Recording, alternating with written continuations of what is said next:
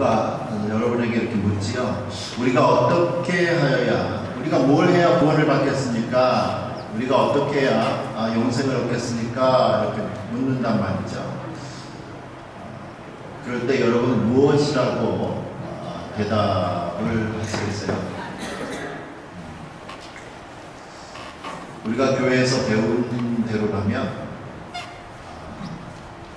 당연히 예수님 믿어야죠. 예수님 믿어야 구원을 받을 수 있습니다.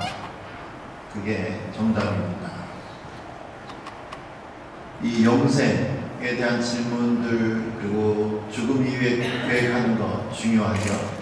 오늘 본문에서도 어떠한 사람이 예수님 앞에 나와서 이렇게 묻습니다. 17절에 예수께서 길에 나가실새 한 사람이 달려와서 꿇어앉아 묻자오되 선한 선생님이여 내가 무엇을 하여야 영생을 얻으리까? 마음이 급해서요 달려왔습니다. 그리고 간절한 마음으로 꿇어앉는 게 내가 무엇을 하여야 영생을 얻겠습니까? 예수님이 우리에게 여태껏 말씀하신 게 뭐냐? 요한복음에서 14장 6절에 이렇게 말씀하시죠. 예수께서 이르시되 내가 곧 길이요 진리요 생명이니 나로 말미암지 않고는 아버지께로 올 자가 아무도 없다 했어요. 뭐예요?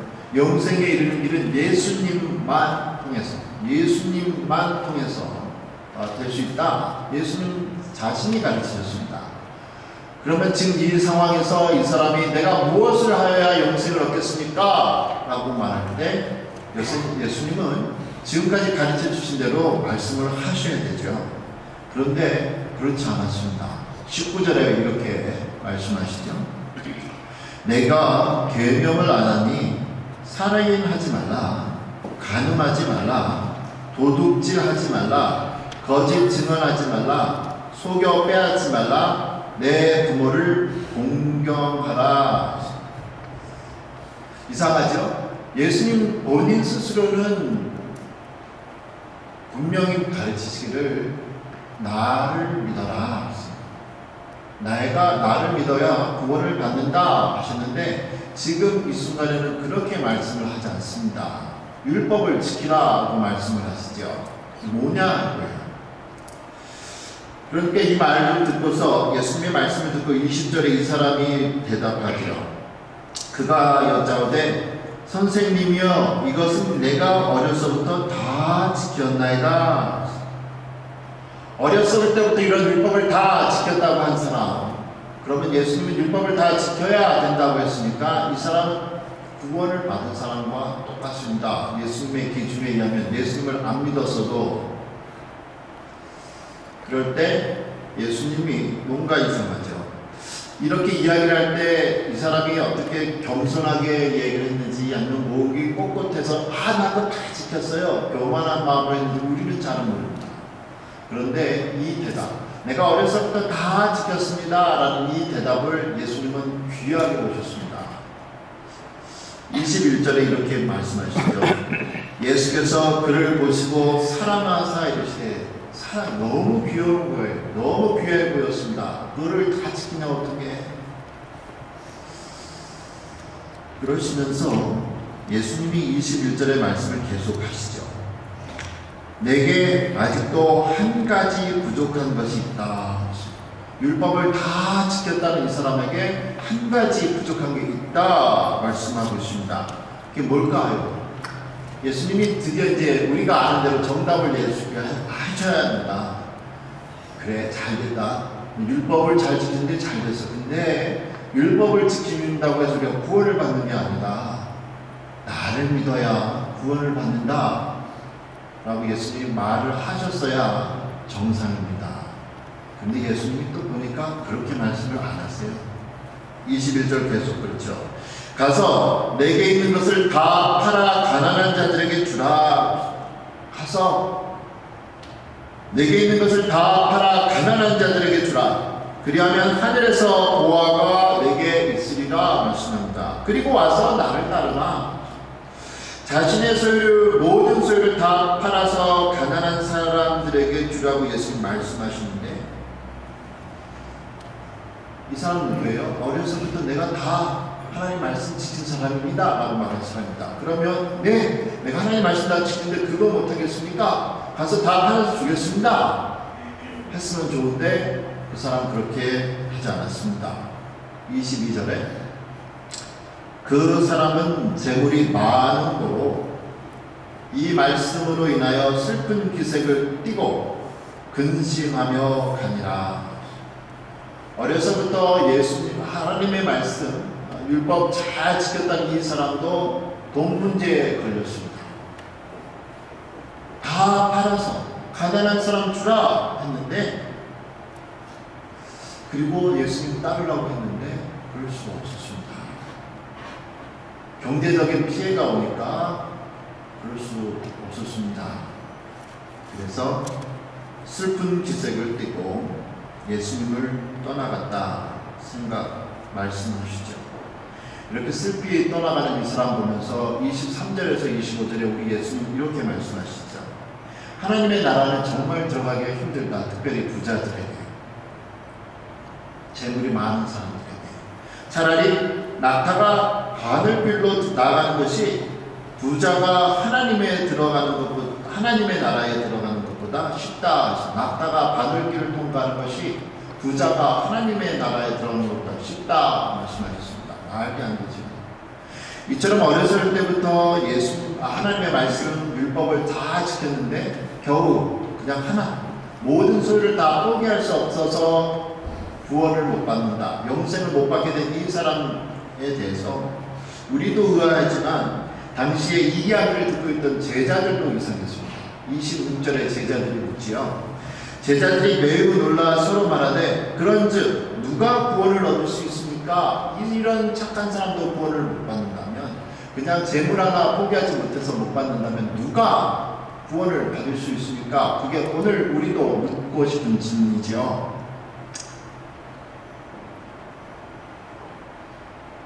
왜 예수님은 이 사람에게, 어려서부터 모든 율법을 다 지켰다는 이 사람에게 모든 재산을 팔아서 다 가난한 사람 주고 그러면 하늘에 보화가 많을 것이다, 그리고 후에 나를 따르라 하셨나요? 바로 그냥 예수 믿으면 된다, 나 믿으면 돼, 그렇게 안 팔아 죽고 그냥 가지고 있는 거 행복하게 살면서 나만 믿으면 돼, 왜 그렇지 않는가?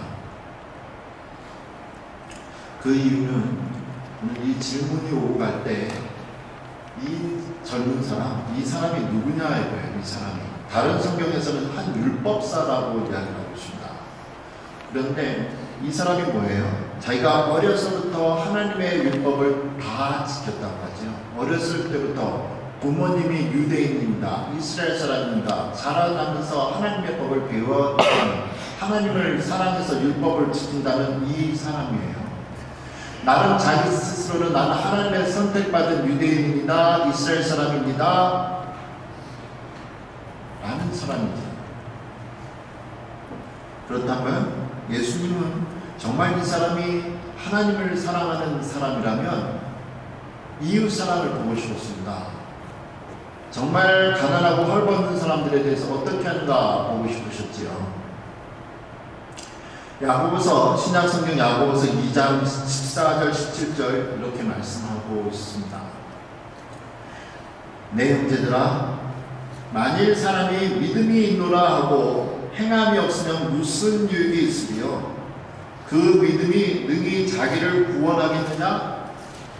만일 형제나 자매가 헐벗고 일용할 양식이 없는데 너희 중에 누구든지 그에게 이르되 평안히 가라, 덥게 하라, 배부르게 하라 하며 그 몸에 쓸 것을 주지 않냐면 무슨 유익이 있으리요? 이와 같이 행함이 없는 믿음은 그 자체가 죽은 것이다. 예수님은 말로만 율법을 지킨다고 하지 말고 행함으로 하나님에 대한 사랑과 이웃 사랑을 나타내 보이라 하시죠. 요한일서 3장 18절에 자녀들아, 우리가 말과 혀로만 사랑하지 말고 행함과 진실함으로 하자. 사실 우리 모두 다 예수님 그리고 하나님을 다 사랑한다고 하는 사람들입니다. 그러면 그 사랑을 보여줘야죠. 어떻게? 시간을 내고 물질을 사용해서 필요한 사람을 찾아가지고 도와줘야 합니다.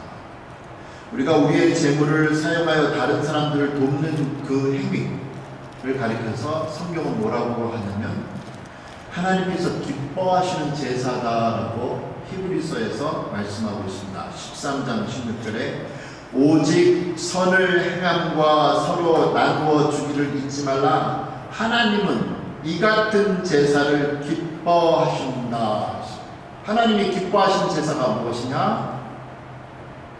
선을 행하고 서로 나누어 주는 것을 기뻐하시는 제사다 했습니다. 근데 이 제사, 영어 표현으로는 희생을 나타내는 sacrifice로 나타내고 있죠. 희생이다. 하나님께서 기뻐하시는 게 희생이다. 희생이 뭐죠? 돌려받을 생각을 아예 안 하고 내가 돈 잃어버릴 생각하고 주는 게 희생이죠. 다른 사람들에게 돌려받을 생각 안 하고 주는 게 희생이에요. 아깝지 않고 주는 게 희생입니다. 내가 먹으려고 음식 사고 내 아이들 나를 위해서 돈 쓰면서 내가 희생한다고 얘기 안 하죠? 아깝지 않으니까 나이가 쓰는 거야. 그런데 나랑 아무런 관계가 없는 저 사람, 돌려줄 가능성이 없는 그 사람에게 나눠주는 것, 그것을 희생이다. 그것을 희생이다. 그것을 하나님이 기뻐하신다. 했습니다.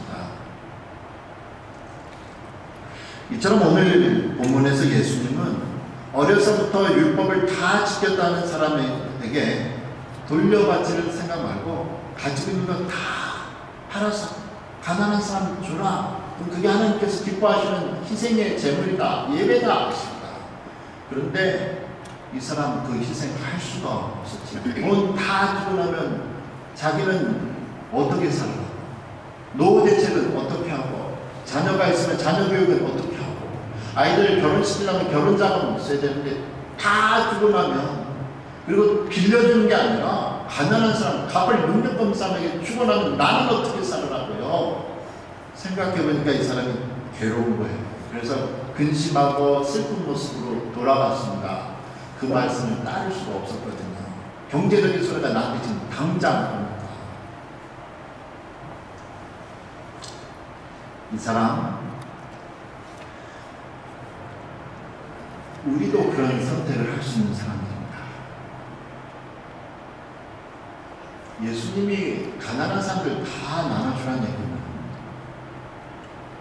자신이 가지고 있는 이 돈 믿지 말고 하나님만 믿으라는 거죠.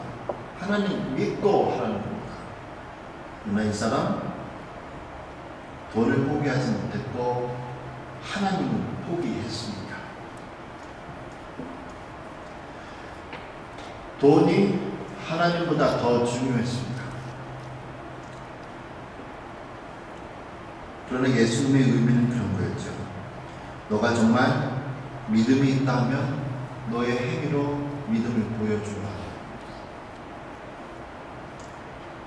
예수님의 말씀에 불합격했습니다. 돈이 예수님보다 더 귀하고 중요한 사람이었습니다.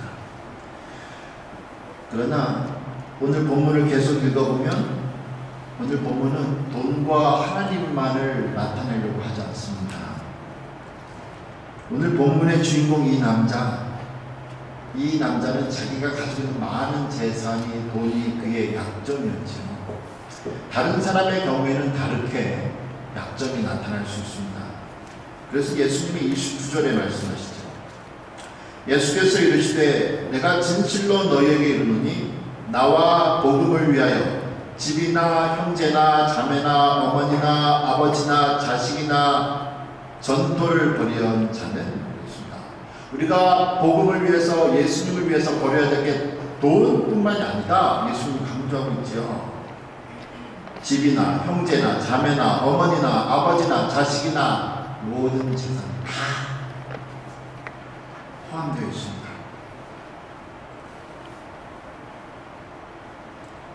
우리가 지난 4월에 구역 예배 드렸는데요. 구역 예배 우리 본과 교재 제목이 이제 그날 질문이 하나가 뭐였냐면, 우리가 하나님의 말씀을 우리가 더 가까이 하기 위해서 내가 포기해야 될 것이 무엇인가 라는 게 4월달 우리 구역 예배의 질문이었습니다. 여러분들이 이제 대답을 하셨지요. 내가 성경책을 또 기도를 많이 하기 위해서 텔레비전을 이제 좀 시청 시간을 줄여야겠습니다. 인터넷을 좀 줄여야겠습니다. 이렇게 말씀을 하셨고요. 어떤 남자 성도분은 이런 얘기를 했습니다. 돈과 여자와 권력을 포기해야 됩니다. 그 얘기를 듣고서 그분이 남자분이 돈, 여자 했기 때문에 다른 분이 저한테 그러더라고요. 남자분이 저한테, 그럼 여자들은 여자를 포기해야 되나? 그래서 여자들은 뭘 포기해야 되지? 그래서 그분이 하시는 말씀, 여자들은 명품이다, 명품. 여자들은 명품을 포기해야 돼. 여자들은 힘이 드니까. 그래서 그런가? 웃었죠. 만약에 다시 한번 묻는 거죠. 여러분이 하나님을 만나는 예배 시간보다 더 귀히 여기는 것이 무엇이냐 이겁니다. 하나님의 말씀을 읽는 시간, 그리고 하나님과 대화하는 그 기도 시간보다 여러분이 더 귀하게, 즐겁게, 그리고 그것만 하면 시간이 정말 빨리 가는 그 시간이 뭐냐 이런 거죠. 어느 목사님이 건전한 취미생활 하신다고 옆에서 정말 성경책만 보고 기도만 하지 말고 신방만 하지 말고 좀 정신 건강을 위해서 좋은 취미를 가지라고 해서 옛날에 바둑을 배우기 시작했습니다. 바둑을 이제 배우는데 이게 바둑이 정말 재밌는 거라는 거죠. 너무 재밌었습니다. 바둑 너무 재밌는 거예요. 그래서 재밌으니까 시간을 거기다 쓰다 보니까 기도 시간도 좀 소홀해지고, 성경 읽는 시간도 소홀해지고, 신방 시간도 소홀해지고, 원래가 해야 되는 일이 그건데 주 업무는 소홀해지고, 취미 생활인 이 바둑이 시간이 빨리빨리 들어가고 있습니다. 그런데 어느 날 정말 대형 사고가 그날 주일날 설교할 때 터졌죠. 목사님 강단상에 딱 왔는데 의자에 정렬이 쫙 돼 있는 그 성도들이 그날따라 바둑판으로 보이는 거예요. 검정색 머리는 검정 바둑알, 하얀색 머리는 하얀 바둑알로 쫙 보이는 거죠. 설교를 할 수가 없었습니다. 막 바둑알을 움직이고 싶은 거예요. 저 성도 여기다 옮기고 이 성도 옮기고 싶은 건데 급해서 어떻게 설교를 끝냈습니다. 빨리 끝내서 그날 평소보다 빨리 끝냈죠. 막 횡설수설할까봐 다 바둑판으로 보고 바둑알로 보이니까. 그래서 축도를 이제 끝내면서 기도했습니다. 축도할 때 예수님 이름으로 기도합니다. 아멘. 그래야 되는 순간에 예수님 이름으로 기도합니다. 아다리. 근데 본인은 몰랐어요. 본인이 아다리 한 말을 성도들이 여러분, 우리의 삶 속에 예수님보다 더 좋은 것이 무엇인가? 기도나 말씀 시간보다는 사람들을 만나거나 다른 취미생활에 빠져서 가족이 소홀해진다거나 하나님과의 관계가 소홀해질 수, 누구나 다 그런 걸 가지고 있을 수 있습니다.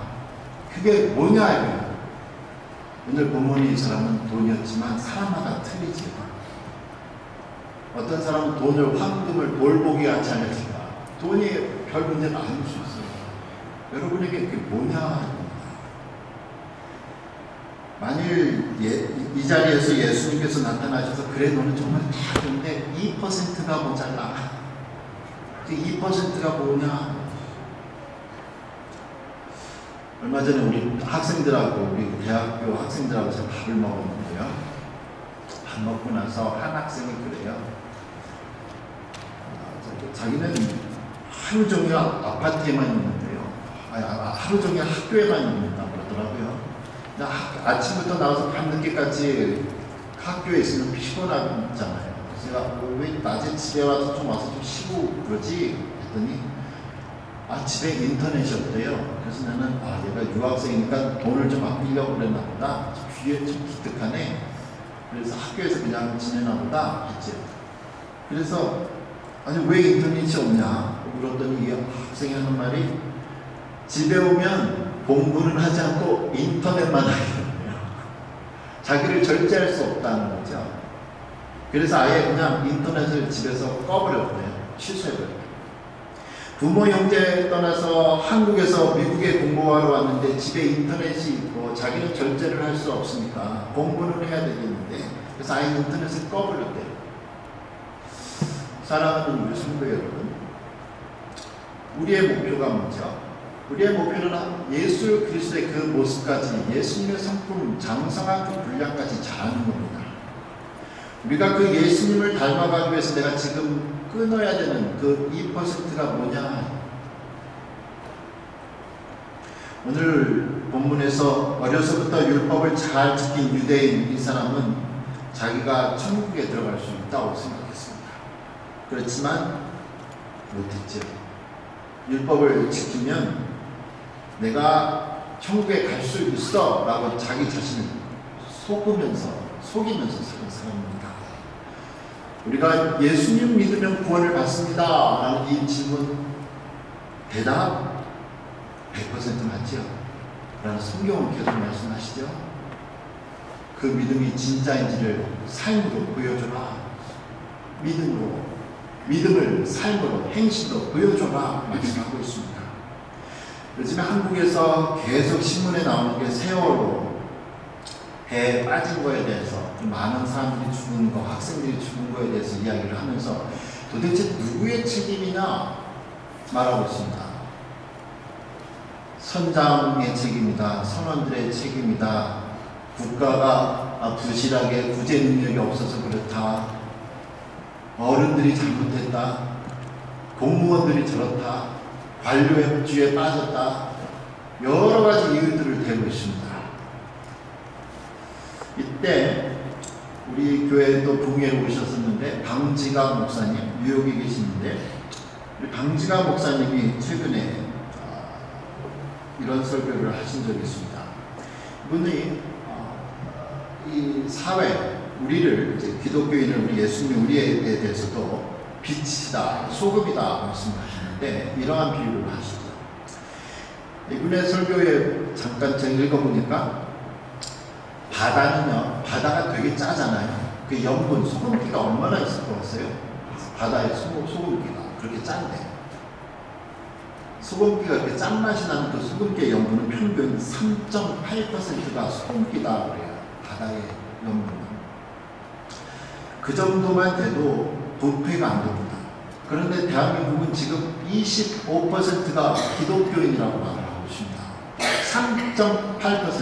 3.8%의 소금기 있는 그 바닷물도 썩는 것을 먹는데 25%나 사회에 한 사회에 25%가 기독교인이다 그러면 그 사회 정말 썩을 수가 없습니다. 건전할 수밖에 없는 사회가 되는 거죠. 그런데 그렇게 되지 못했다.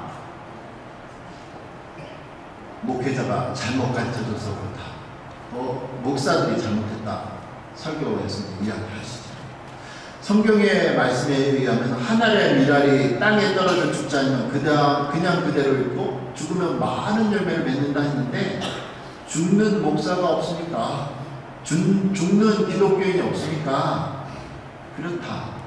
그 결과는 저 처음 보고 놀랐는데 지금 한국에 가면 교도소 있죠? 교도소의 70%가 나는 기독교인이라고 말하고 있는 사람입니다. 70%의 죄수들이 기독교인이다. 내 종교는. 교회가 문제다. 교회의 지도자의 부재의 문제다. 이때 우리는 애통하고 회개해야 한다. 선장이 공무원들 때문에 일어난 사건이 아니라 우리 때문에 우리가 그렇게 만들었다. 설교를 마치시죠. 사랑하는 우리 성도 여러분, 우리 모두 다 하나님을 정말 그리고 하나님만을 귀히 여기는 참 빛과 소금의 희생의 역할을 하는 복된 사람들이 되기를 축원합니다. 그래서 하나님 말을 최고로 중요하게 여기는 그러한 사람에게 예수님 약속하신 게 무엇이냐? 나와 복음을 위해서 모든 것을 다 포기하는 그 사람에게 약속하신 복이 30절, 31절에 있는데 우리 같이 읽겠습니다. 현세에 있어 집과 형제와 자매와 어머니와 자식과 전토를 100배나 받되 박해를 경하여 받고 내세에 영생을 받지 못할 자가 없느니라. 그러나 먼저 된 자로서 나중되고 나중된 자로서 먼저 될 자가 많으니라. 아멘. 기도합니다. 살아계신 우리 하나님 아버지, 오늘도 오늘 본문을 보면서 내가 참 종교로운 사람입니다. 나는 종교성이 열심히 있던 사람입니다. 이 사람 우리도 그렇게 될 수 있습니다. 하나님, 우리 안에 있는 하나님에 대한 사랑과 믿음을 행함으로 돌려받을 것 생각을 하고 가난하고 힘든 사람들 나눠줄 수 있는 그러한 마음을, 믿음을 행함으로 보여주는 귀한 은혜를, 살아있는 믿음을 더하여 주옵소서. 희생하기 싫습니다. 나만을 위해서, 내 가족만을 위해서, 내 교회만을 위해서 하고 싶지만 하나님 다 나눌 수 있도록 다 나눠주는 희생을 하게 하여 주옵소서. 예수님 이름으로 기도합니다.